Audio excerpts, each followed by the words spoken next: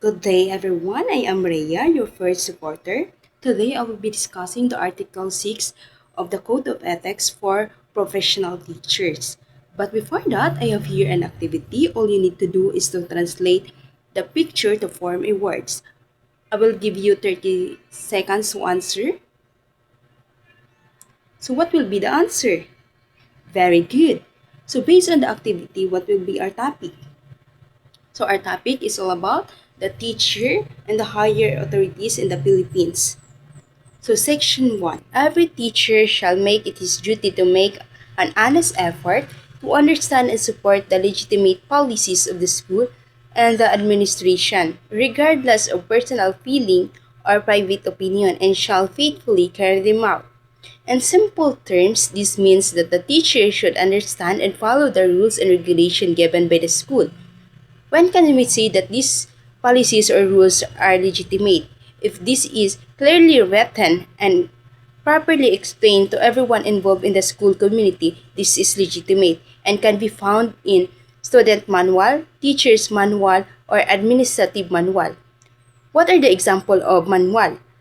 Example of this is bylaws or SISBO bylaws. In SISBO bylaws, doon nakapaloob yung um, rules and regulation ng isang estudyante or ng isang officer. Ma'am, if a teacher does not agree with a policy or he or she may refuse to follow it, hindi po yun pwede.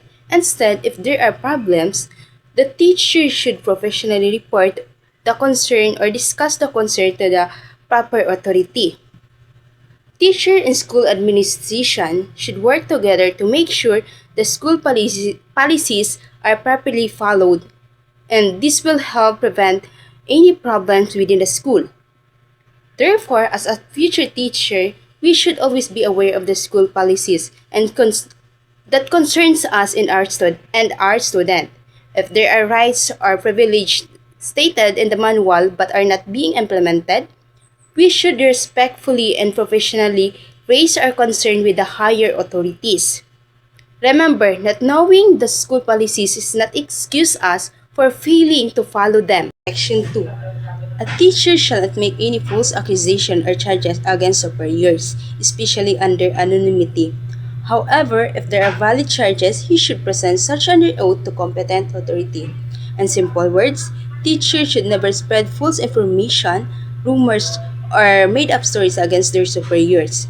Making accusation based on hearsay or narinig nila or sinabi ng iba sa kanila without proper proof or evidence is unethical and unprofessional.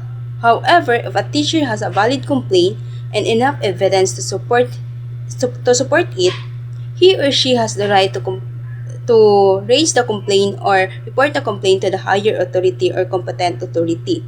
The complaint should be made formally, written, and honestly. Bawal po i-post sa Facebook or ipagkalat sa kapwa mo teacher. The teacher should also be willing to identify himself or herself as a complainant.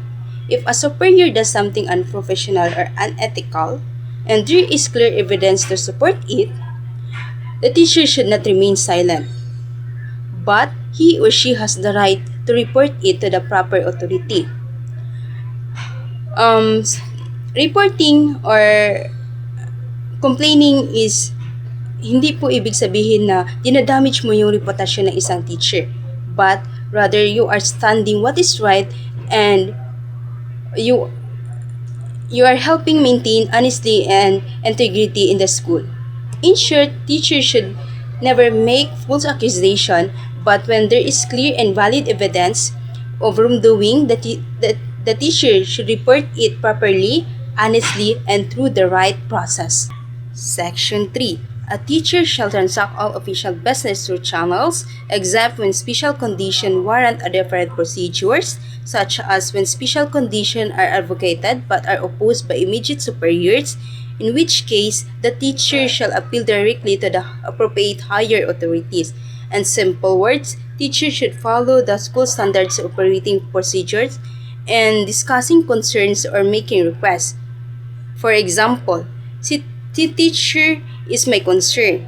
Hindi po pwede na i-direct niya diretsyo kay President. But instead, magdaan muna siya kay program head. If ever opposed si program head or there is a misunderstanding between them, may right si teacher na magpunta kay dean. If ever opposed din si dean, may right si teacher na mag-proceed kay vice president. If ever there is a misunderstanding between president and the teacher, doon na pwede na mag-proceed si teacher sa higher authorities or kay president. In short, teachers should always follow the proper channels and protocols when conducting official business. However, in special situations where concerns cannot be properly addressed, teachers may appeal directly to the appropriate higher authorities. Bawal po magdiretso, dapat proper channeling. Section 4.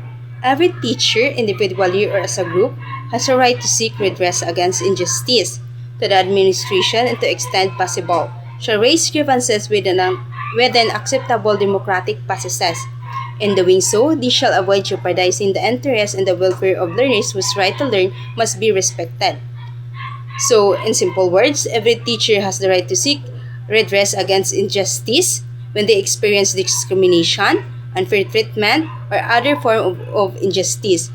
Teachers may raise their concerns to school administration when their rights are, especially when their rights are not respected, or